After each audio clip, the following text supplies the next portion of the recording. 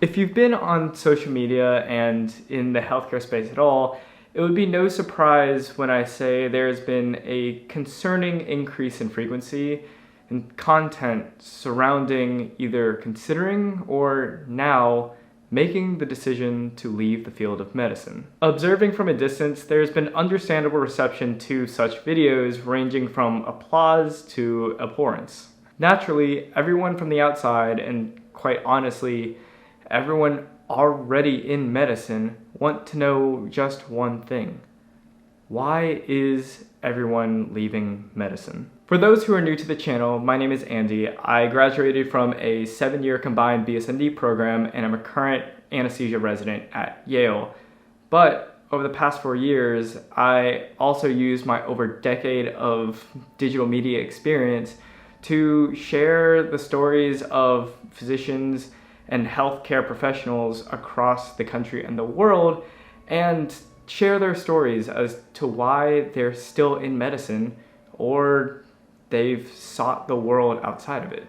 And even with the numbers this channel has amassed over the past few years and the few loyal followers that choose to be the audience for the art that I try to make on this platform, the answer for would you ever leave medicine, for me, has still always been no. However, I also would be lying to you if I said that thought never crossed my mind.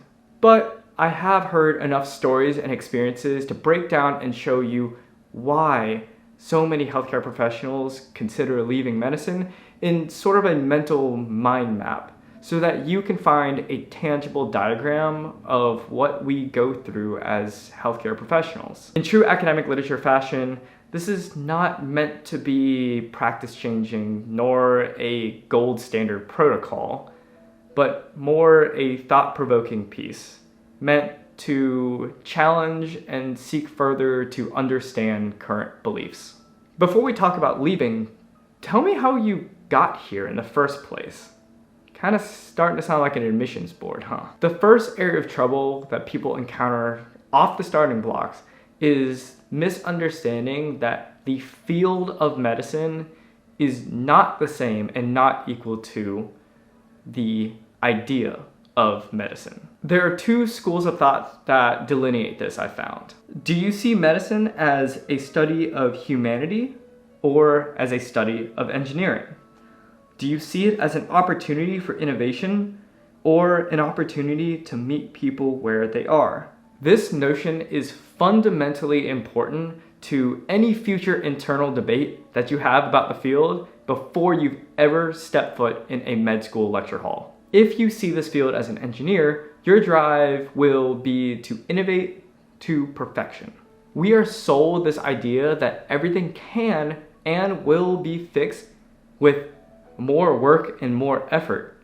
Hell, that's why we all got here in the first place, right? Your difficult pre-med recs. You get a bad score, you put more time, you put more work in. You can fix that. You didn't get into med school the first cycle? Buckle down, work harder, add more lines to that CV, and you can change that. Although this drive is what allows us to be so knowledgeable and really, in fact, push through a lot of the BS of medical training, the long hours and everything, it misses really half the picture. Medicine, if approached as a field of humanity from the get-go, acknowledges inherent imperfection. Imperfection of study and the way you study, the imperfection of health, the imperfection of the people you're treating, and yes, humbly, the imperfection of you as a physician. This understanding realizes that there are parts of this pursuit that will never be solved by technology, surgical prowess, or medications. It begins with meeting your patients and your peers exactly where they are, and ends with the conclusion that trying your best is enough, and in fact is probably doing a lot more good than you'll ever realize without ever having to put in a single prescription. Both components and both mindsets are needed to be a successful clinician. However, imbalance of the two is what drives so many to leave the field that they got into. But now that you're in, the sunk cost fallacy hits, the doubt of your decisions keep you up at night, you realize you gotta go. But now comes the questions, where and why? Let me illustrate this for you. When someone decides to leave medicine, it falls into two buckets: moving towards something or moving away from where you are. Now, let's start with the moving towards something branch, because this is what has been making all the headlines lately. Leaving medicine, although it may come to a surprise to everybody else when the video drops, is almost always a calculated decision. And those in this branch are moving towards a calculated opportunity. This includes an outside passion that they found, a business either established or evolving, a lifestyle more in line with their desires, or a newly shifted priority in their life. Now, why do I emphasize the calculated portion of all of this? Because it is just a matter of simple math, the old business risk assessment. Those who have run the numbers for their outside opportunity and found the risk assessment to be in their favor, therefore they realize that this is a safe investment of their time, their energy, and their money. Especially if medicine is no longer fulfilling to this person, I don't quite blame them for going down this line. But as much as that branch gets all the clicks and the reposts, the majority of people who are considering leaving medicine fall here, in this branch. Here, the goal is to move not because you're going somewhere else, but you know you can't stay where you're at now. If you had the choice to walk away from an uncomfortable and at times abusive relationship, wouldn't you? You don't need to wait for a new potential partner to come into your life to leave a harmful environment. But here is where it divides again into two other schools of thought. First is, I don't want to do this anymore. And second is, I can't do this anymore. The first branch is all coming from when the passion is gone. When life starts to look like Mr. Incredible in the cubicle, yeah, that one. As much as we all like to think that medicine is a calling, at the end of the day, it is still a job, and therefore it's not immune to burnout and having that like dead end job feeling than any other profession out there. If the passion is gone, it's natural to look for a way out. But here, the second branch, I consider to be the saddest of all the reasons. Here resides the silent killer, both metaphorically and unfortunately at times, literally, for many medical trainees. This is where the heart wants so badly to stay, but the system does not allow it to. This is where the tough gets going for far too long, and as I've heard so much in surgery, sours even the sweetest of people. I feel this even now when even being at a program filled with support and joy, it will never be able to save you from work hours that literally any other profession would find personally insulting.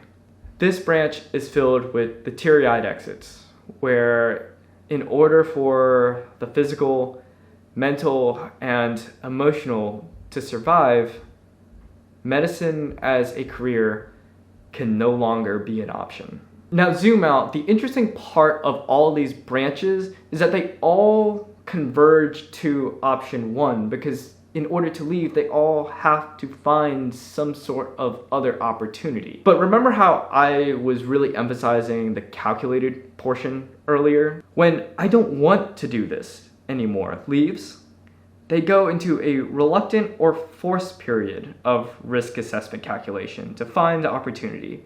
A necessary evil in a way, but one which results in I'll keep going on this path while passively looking for something else, and I'll just keep doing this. I don't like it, but I will actively search for a way out. When I can't do this leaves, this starts a period of existential crisis and panic.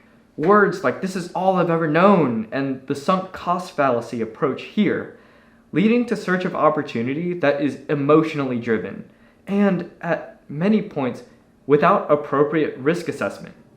Here, an uncalculated decision is often made, for better or worse. Now look, honestly, I get it. Allow me to play pros and cons for a moment. To become a doctor, it requires an undergraduate degree, 4 years in medical school, 3 to 4 years of residency training, plus minus 1 to 3 years of additional subspecialty training. Let's just do the math here. If you went directly from high school, graduating at 18 years old, to be a pediatric anesthesiologist like I want to be, it would require 13 years after high school, with 8 of those years without an income, most likely living off of loans. Then in residency, if ideally starting at about 26 years old, let's math it out.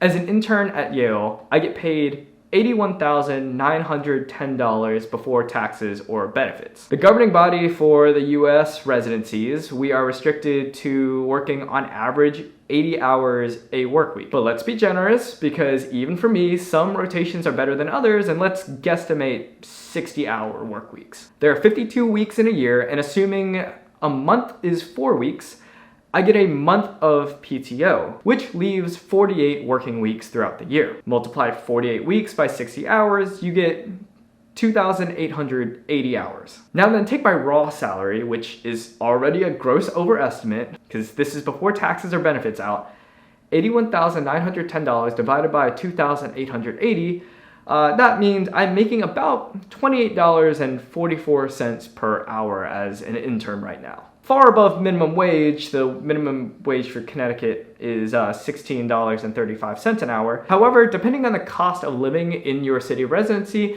that may be literally just enough to get by. Without careful financial decisions, something physicians are horrifically and stereotypically not known well for, many end up living paycheck to paycheck. Bottom line is, you can make a lot more working a lot less, a lot earlier. Then just broadly consider time and opportunity cost. This year, I am working through all major holidays as an intern resident. I've already missed multiple significant life events, including weddings and engagements of my close friends. Any one day off that they magically grant me. I'm from Georgia. My family's from Georgia. I'm working in Connecticut. I can't just fly to Georgia for one day and then come back to work. Time is your most valuable commodity, and residency strips any control of that away from you. So you're probably sitting here wondering, all right, you're complaining a lot. Why haven't you left then yet?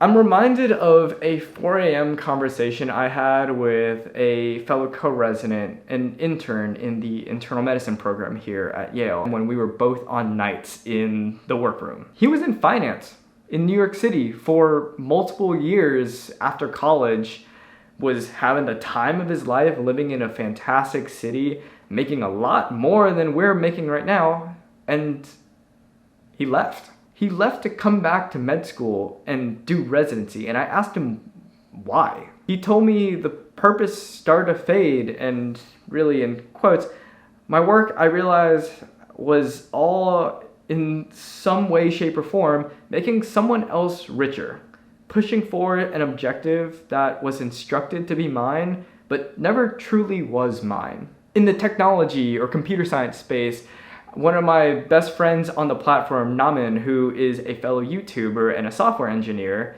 he remarked when I visited him in New York a few months ago when he was on call, his call, that his call didn't matter. We were exchanging stories from when I was on night call and responding to pages throughout the night, and he was sitting there like, man, all I'm doing is just a triage monkey. All I'm doing is getting a page and figuring out who I need to call to get things fixed. And all that to say that he kind of felt that even though his really basic needs were met, gets paid well, great benefits, I mean, you could practically live in those tech offices, it was all for a company, a deadline, and someone else's project initiative. All this to say, along with my media background and all my media work, I've seen the grass, and it's honestly not that much greener than where I'm at right now. Each profession or career has their own unique challenges, none greater than the other,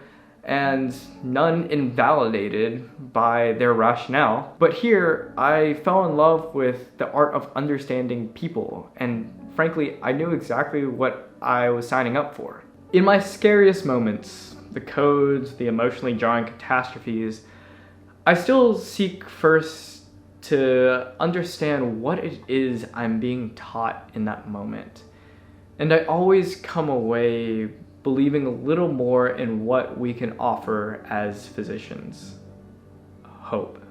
It's not a cure, nor will it ever be salvation, but it is hope, an ideal that is priceless in situations of uncertainty. And I'm reminded of that time and time again, almost daily in my residency training, in my times of doubt in this field. In conclusion, I didn't want to name anyone in this video because really this was meant to be a video essay, a mind map to stand the test of time. Because although you can quickly search on social media and sure, familiar names and faces will pop up, I wholeheartedly believe that that will be the same 5 to 10 years from now as well. All I ask of those watching, and especially those in healthcare who are pondering their own place on that mind map, is to seek first to understand before quick judgment.